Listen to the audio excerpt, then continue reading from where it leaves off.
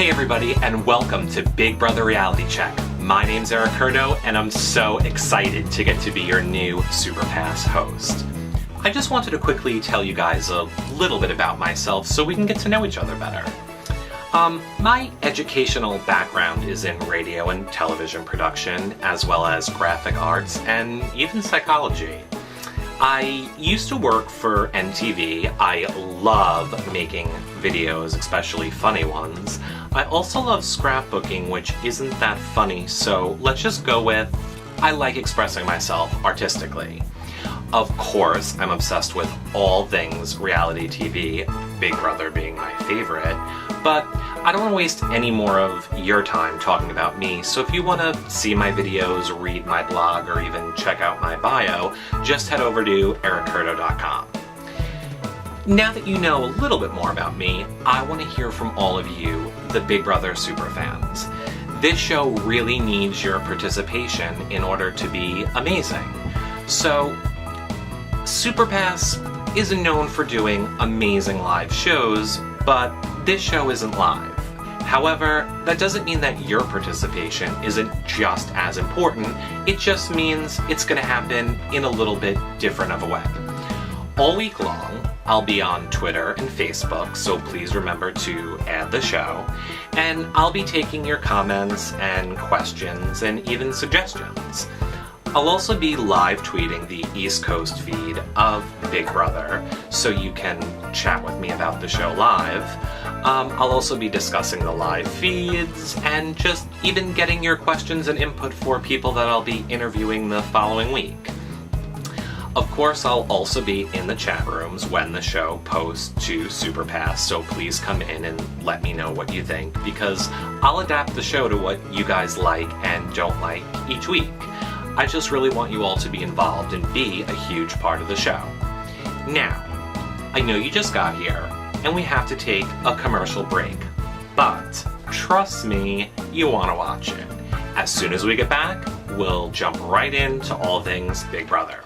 See you guys in a minute.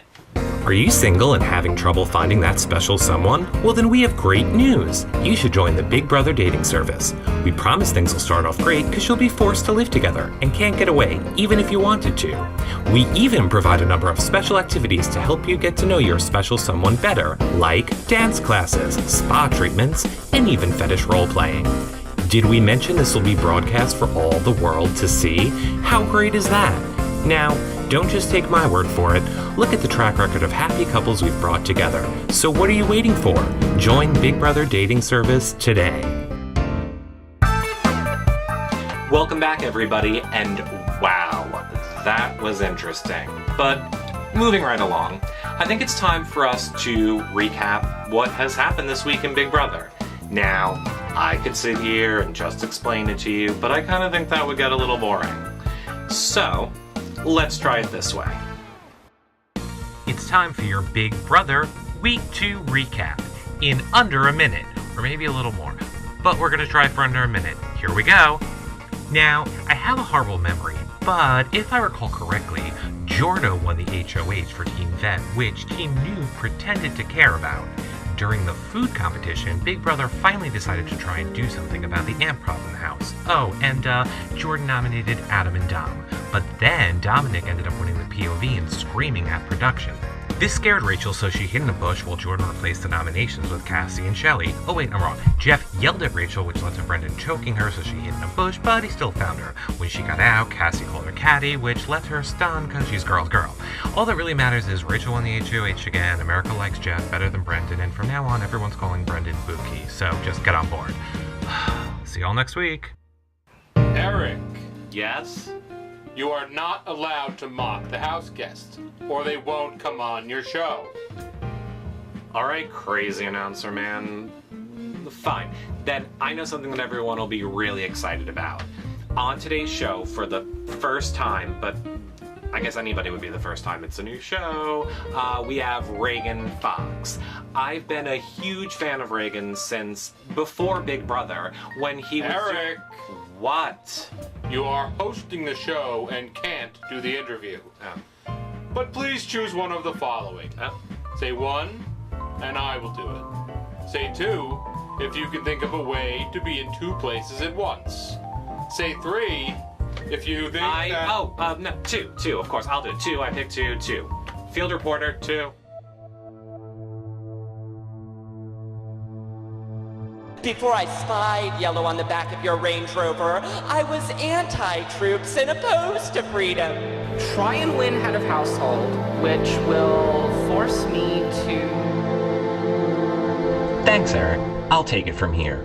I'm coming to you live from the other side of the room in virtual form for our exclusive interview with Ragan Fox. In case you were wondering, I'm wearing my deep V shirt in homage to Ragan's diary room sessions. Now, some of you may only know Ragan as the saboteur from Big Brother 12. However, he's also a college professor, author of 2 poetry books, Exile in Gayville and Heterophobia, as well as host of one of the best podcasts, Fox in the City, or I should probably say best gay podcast. I don't need Rob and Nicole Sesternino hunting me down. Oh, come on. My show's better than his. Definitely, but... I kind of feel like you cover a lot of your thoughts on the current season of Big Brother on your show Getting Schooled with Ragan, which is also on Superpass.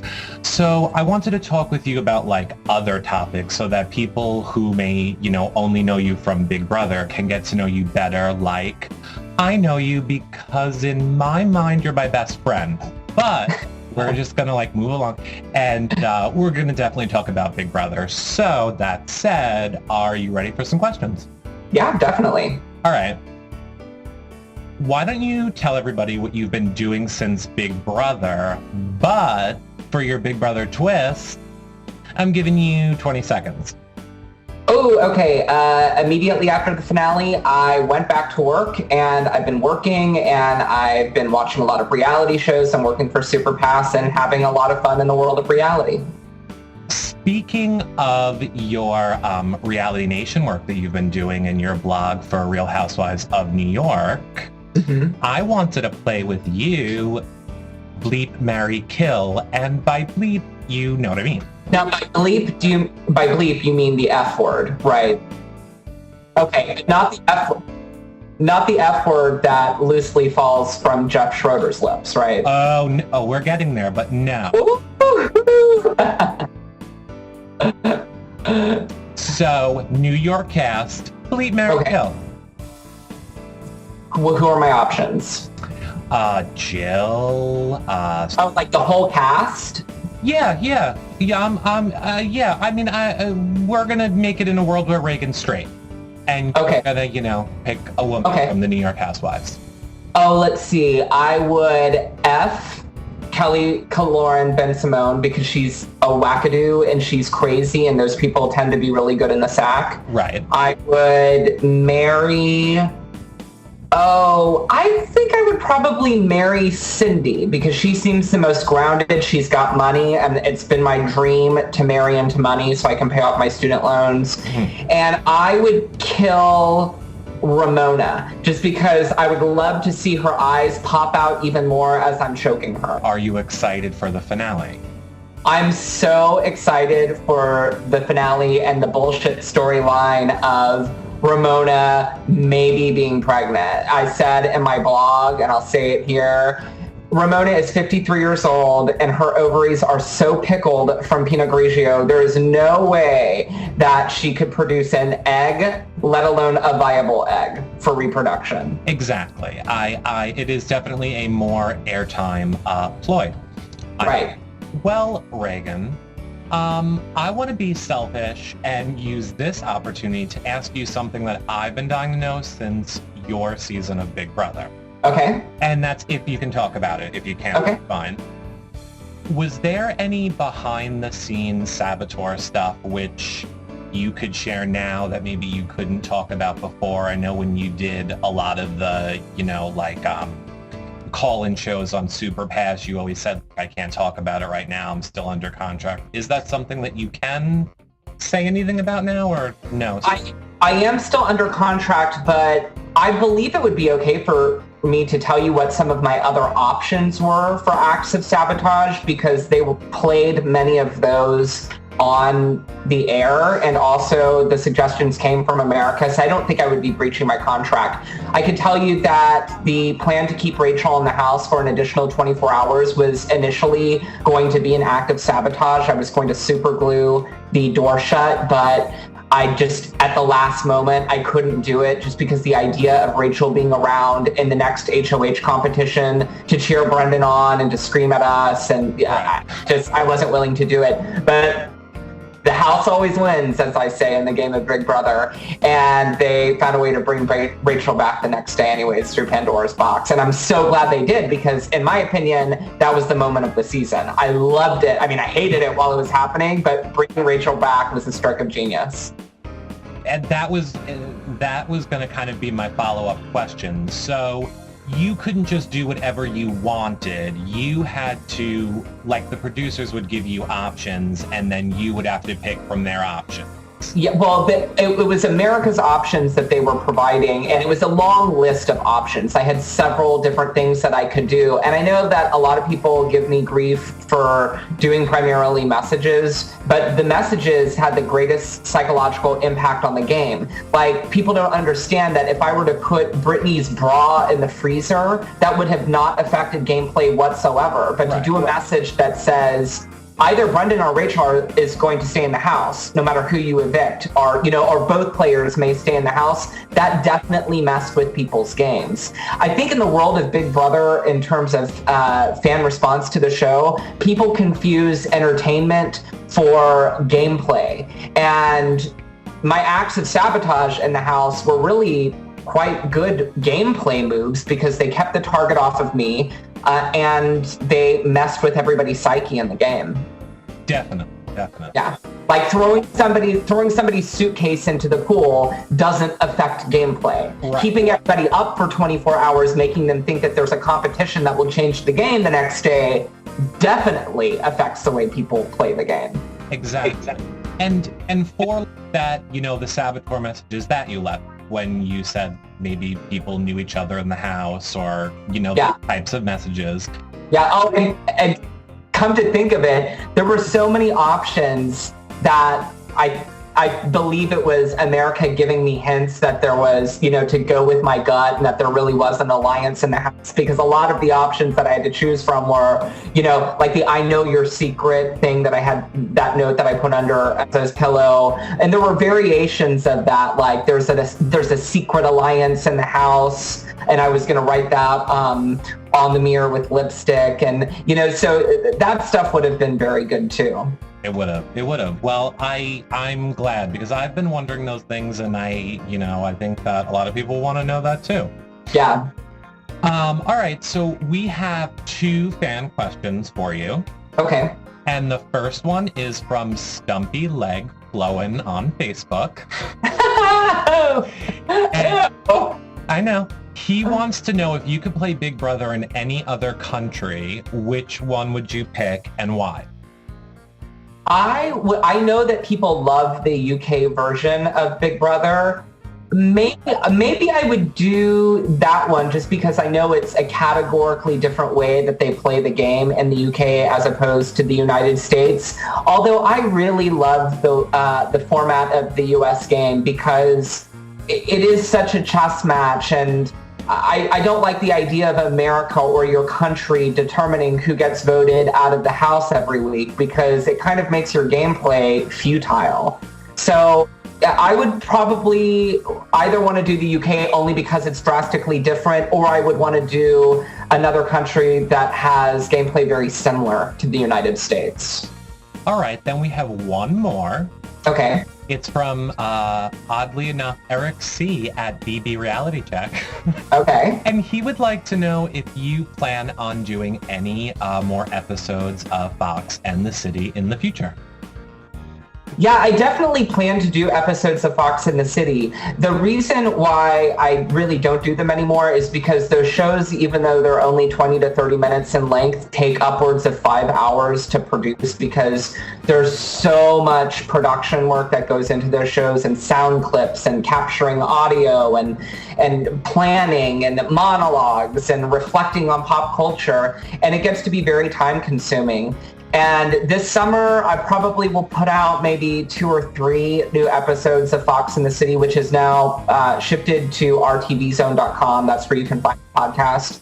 But other than that, it's going to be really difficult because I go up for tenure in the fall, and I really have a full plate this summer, especially with working at Superpass. And it takes, this is my first time ever to watch the feeds, and I am a live feed addict. I was up until 4 o'clock in the morning listening to Cassie and Lawan and Dominic by the hot tub talking game, and finally at 4 o'clock, and that's 4 o'clock in the morning California time, finally I had to stick a fork in myself and say, okay, I have to pull myself away from the computer. So I get now what all the super fans go through in terms of their investment for the show. But it does, point being, it makes it very difficult to juggle all of these things. Exactly. Yeah. Exactly. Well, I'm kind of glad that you mentioned that, because on a more serious note, I wanted to just say that as a gay person myself, shocker, I think that you're an amazing advocate for the gay community. And I think that how you approach, all those types of controversial topics on your website are both thought-provoking and sincere. Yeah. So first, I just want to thank you for that. Thank you for saying that. And you're welcome. And then I just want to push all that aside and say, so what is up with Lawan? Because I'm not getting his gameplay or how out there he's being, and just the crazy Lawan. Lawan is just a character. How funny was he in that golfing HOH competition? His outfit and his hair, the way he hit the ball. I adore Lawan. I can't wait to meet Lawan and Cassie. Out of all of the newbies, those are the 2 people that I'm most excited about meeting them for totally different reasons. Cassie and I, much to the chagrin of Rachel, I know Rachel's going to hate it that I like Cassie, but I really see myself becoming friends with Cassie. She just seems very cool. What you see is what you get with her. And Lawan is just on the other end of the spectrum. There is nobody gay. I mean, I know Lawan is gay, but even if he wasn't gay, he's really his own character. And it really makes fire shoot out of my ears because, there's this contingency of fans who every year they talk about, oh, here we have the stereotypical gay person. Big Brother has cast so many different types of gay men on that show, of different social classes, different races and ethnicities, different professions, different ways of playing the game. So if somebody is saying that all gay men on Big Brother act the same, or they're, perpetuating the same stereotype of gay men, that says less about the gay character on Big Brother and more about the person who's vocalizing that critique. Because if you can't distinguish between the types of gay men that they've had on the show, you're an effing lunatic. And I just don't get it. And he is unlike any other gay person I've ever seen on the show, and unlike any other character I've seen on that show. And I love Big Brother because there are very few reality TV venues that would give him an opportunity to be on a program as big as Big Brother. And I can't wait to hang out with him. I think he's funny, and I can't wait to see him have to fight for his life, because I'm interested to see what type of rabbits he'll pull out of his hat. He's either going to completely self-destruct, or we're going to see really savvy gameplay on his part. Right. I think it's, I hope for a little bit of both, because he is just hysterical, and I don't want his, out there gameplay, and I don't mean out there gay out there. I just mean his, wild and crazy, personality to get him out any quicker. Yeah, at times this is my only critique of Lawan, and I had the same critique of Adam.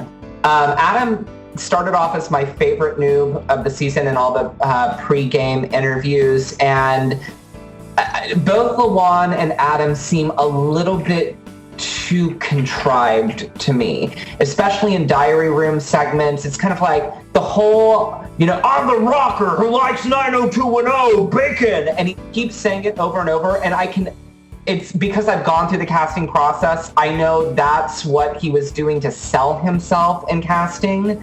So it's like, I feel like, and the same thing with Lawan, where he'll be talking about something and then all of a sudden be like, bam, pow, oompa loompa, an oompa loompa coming. Like, okay, we get it. You know, that's not what you need to do to make yourself interesting. As opposed to somebody like Kalia, who I think is really genuinely herself, especially in the diary room. There's no artifice. She's just talking through things. And that's the type of personality I like to see best on the show. So I'm hoping that Lawan keeps his edge, keeps it interesting, but is a little bit more, you know, maybe that is authentically who he is. It just doesn't 100% ring true to me. But again, maybe that's my problem and not his. Right.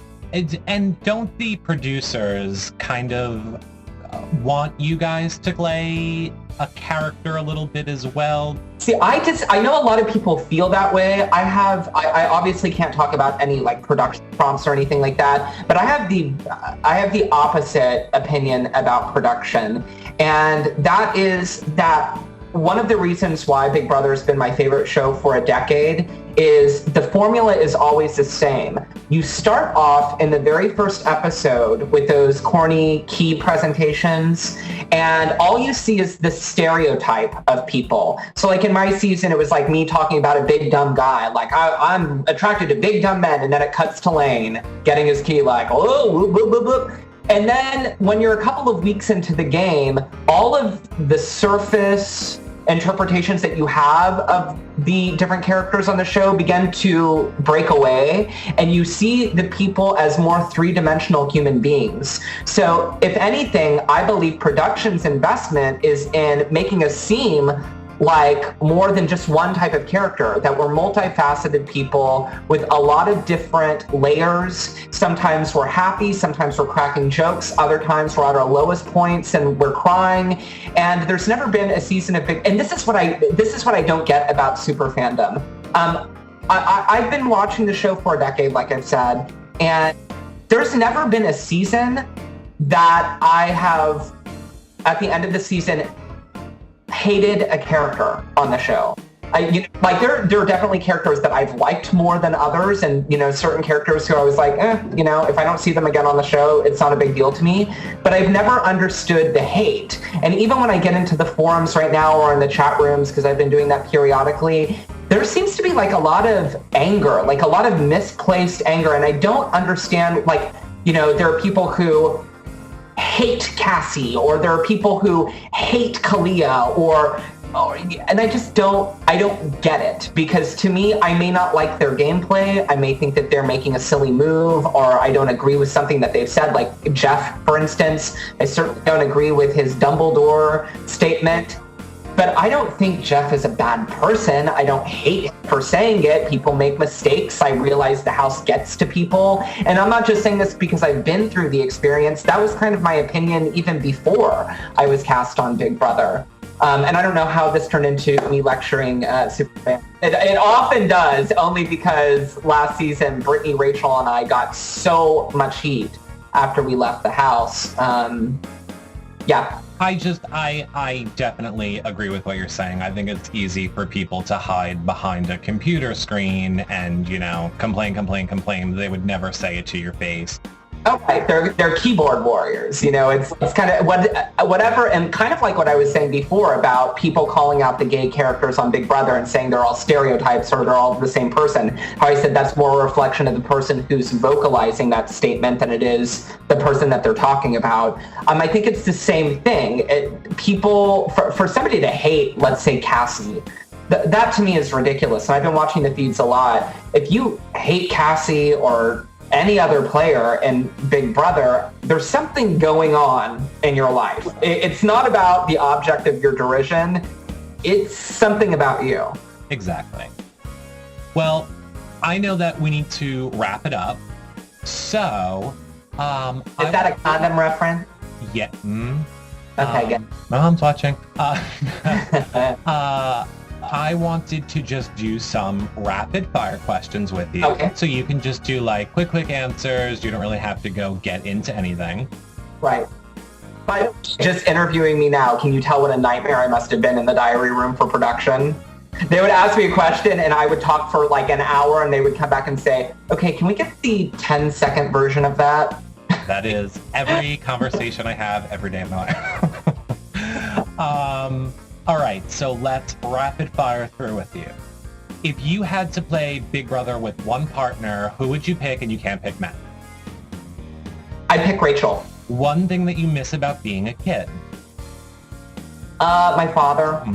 What's for dinner? Oh, I don't know. Something microwaved. I'm going easy tonight. Janet or Madonna? Madonna. What wouldn't you be caught dead wearing? Body glitter. Do you believe in aliens? Yes. Can you fake any accents?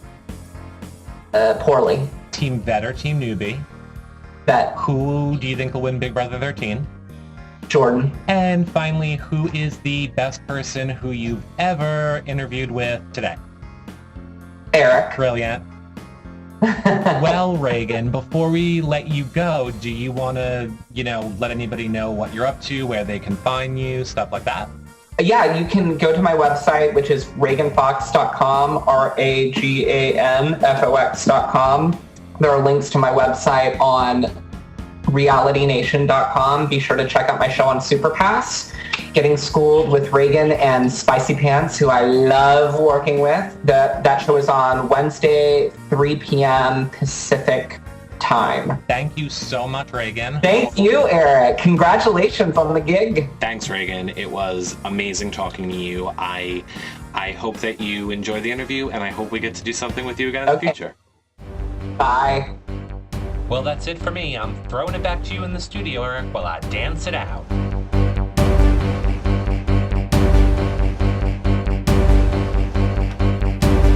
Oh, hey,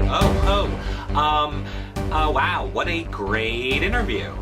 But I wonder what they did after. Anyway, now it is time for our funny clip of the week. And after watching that interview, I think it's only fair to give it to Bam, Pow, Boom, Lawan. I am very concerned that something is wrong with my partner. She was in pain. Whatever I could do to calm her down at that moment, that's what I wanted to do. Moo! What is this, Space Milk Mountain? Moo! I'm just shaking my head. I love it, man. Woo! This is so good. Oh! Wow, that Lawan is a little bit crazy, but I think we all love him for it, right? I do. Well, more importantly, while you were watching that, we had some breaking news from Michelle Noonan. Apparently, the have-not room causes cancer, and I will let you go and make up your own mind. It's on her website, Dr. Crazy Pants, Dr. Michelle. I'll put a link somewhere, and you can go see what you think about that. I think it's a little funny. I'm a have-not, have to eat slop, sleep with the lights on, and I'll take a side of cancer. As if Big Brother would let that happen. But I just think it's... Okay, we're moving on. So, before we wrap things up, I think it's time for a word with Jordan.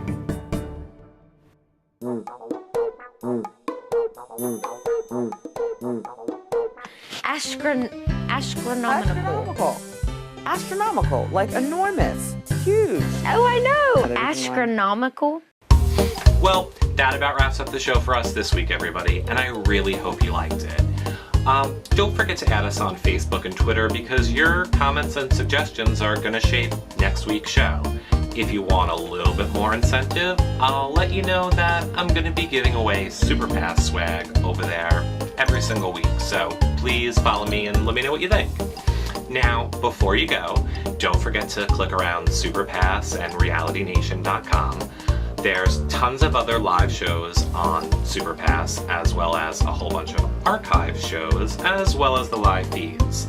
On Reality Nation, you got your recaps of shows, as well as your blogs from your favorite reality stars, all on Reality Nation.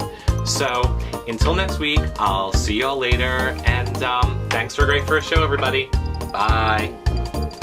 This is my Evita. And, I mean, that's it. I don't want to waste any more of my time or your time. Whose time am I wasting? Hey everybody, and welcome to Big Brother Reality Check. I don't know why I went like that. It's like about Michael Jackson. You can get involved with the I am a robot.